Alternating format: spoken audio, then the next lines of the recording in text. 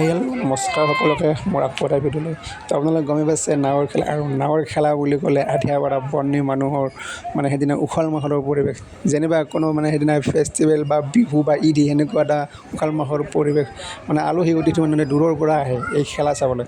আৰু এই ভিডিঅ'টো হ'ল 15 আগষ্টৰ দিনা, স্বাধীনতা দিৱসৰ দিনা আঠিয়াপাৰাত নাৱৰ খেলা আছিল, আৰু হাজাৰ হাজাৰ মানুহ এনেকৈ গৰমত ওলাই আহিছে আৰু নাৱৰ খেলা চাই আছে।